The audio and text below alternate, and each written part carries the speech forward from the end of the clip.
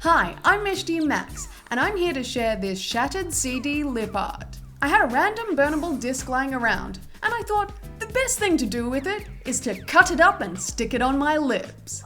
I like the way the shards of plastic are all tessellated and crammed together randomly over the dark base, which really helps show off the holographic shine of these crazy little bits and pieces. Before I get onto the lips, I'm beginning preparations with a delightful old-school medium for digital pleasure, the humble burnable disc. With a delicate and careful application of violent brute strength, I snapped the disc in half after placing it inside a plastic bag to contain any errant portions. I separated the reflective section from the translucent plastic slice and used a pair of regular scissors to chop up the little holographic shards. Then I'm on to priming my lips with MAC Prep and Prime Lip Base. Next I have NYX Slim Lip Liner Pencil in Blackberry to outline and shape my lips with an overdrawn pointed shape for plenty of space to play with, and I lightly filled in that area. I extended the edges of the lip line because it never hurts to have a larger canvas if you can get it. I whipped out the Jeffree Star Velour Liquid Lipstick in Weirdo and used it to thoroughly coat my lips in the inky black matte formula. I just applied the product directly from the doe foot applicator, but you can use a lip brush if you prefer. After getting that as close to the edges as I could, I went in with the lip pencil to push the lipstick up to the perimeter. Then I stretched out my lips and layered on a second coat to get maximum opacity and coverage, and then I kept my face in a demented grimace and fan-dried the liquid lipstick for the best effect. This is a good tip for any dark liquid to matte lipsticks. Now that the base color is perfected, I went on to my favorite adhesive for these kinds of things, called Prozaid, and I've got the specialized remover for it, so when I'm finished playing I can remove it safely and easily. I grabbed a cotton bud and dipped it into the glue so I can dab small blips and blobs randomly over my lips, beginning with the lower lip. I'm ready for the amazing holographic pieces of brilliance, and I'm using a pair of tweezers to pick up each of the chunks. I'm placing them over the sticky glue and tapping with the tweezers to make sure they're secure.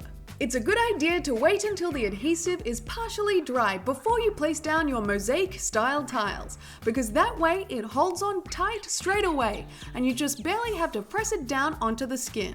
You can tell the glue is ready to accept a 3D element when it starts to turn clear, and you either have to keep an eye on where you put your dots or go along in smaller sections so you remember where your blobs are. As I go along, I'm applying small dots of adhesive in between the shapes so I can accommodate the really tiny pieces of the disc to fill out the design. I'm basically thinking about this pattern like a tessellated or mosaic tiled motif, cramming in smaller pieces in between the large chunks, and generally lining them up, but not being too pedantic about the precision.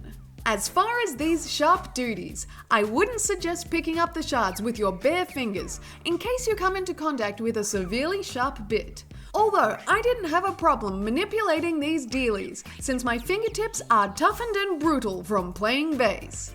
Another tip for preparing the shiny slivers of light is keep the disc covered when you cut it so the smaller pieces don't fly off into your eye or around the room. Maybe wear some eye protection goggles and just be careful. It's most attractive to have different shapes and sizes to work with, so keep that in mind when you are chopping up your reflective particles. This adhesive stays super sticky even when it's totally clear, so you don't have to add extra glue dots on the spots that have already been attended to. You have some playtime when it comes to positioning the shards, and you can nudge them around a little with your tweezers to get them where you want them before they're stuck down too hard. You can also pick off any shape you don't like the position of and move it somewhere else. Just replace any glue that gets peeled off for the next guy in line. Since this plastic stuff is all smooth and shiny, it doesn't stick down for very long, and this lip art is really just for a short-term flashy effect. You can place as many shards as you like on your lips, depending on your desired effect, but I think it looks most awesome when the space is almost completely covered by holographic chaos. You think that this would feel really uncomfortable or be painful and stab you in the mouth, However, as each slice is laid down flat against your skin, it doesn't poke into you and feels smooth if you press your finger straight against it or even kiss someone. Although I'd say sideways movement might cause some damage to the person on the receiving end of a vigorous kiss, but a peck on the cheek doesn't yield any injuries. Believe me, I tested it out. I am using the end of the tweezers to tap everything down and keep it all flat, and that's about the end of it. I pretty much stopped when I couldn't be bothered cramming any more sliced up bits of disc on my face, and here is the finished design. I couldn't take my eyes off this one, because like a lot of people, I'm obsessed with shiny things, and holographic reflection just makes it all the more delicious. Pictures don't do this lip art justice, and the best way to enjoy it is move your head about ridiculously and wiggle your lips. I've always been fascinated by the backs of CDs, and that laser-readable material was so inspiring, I just had to hack it up and make good use of it before chucking it out.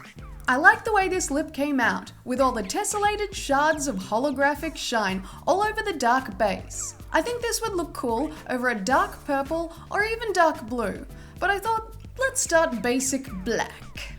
This is certainly not a long-term lip art, but it sure was fun to create. You definitely have to be careful when you're cutting up bits of sharp stuff like this, so make sure you either use eye goggles, shield your eyes, or get your folks to do it. Thanks for watching. I hope you enjoyed this holographic shattered CD lip art, and subscribe for more videos. Also check out my band and podcast on iTunes. And if you want to send me a letter or something, I have my PO box in the description box.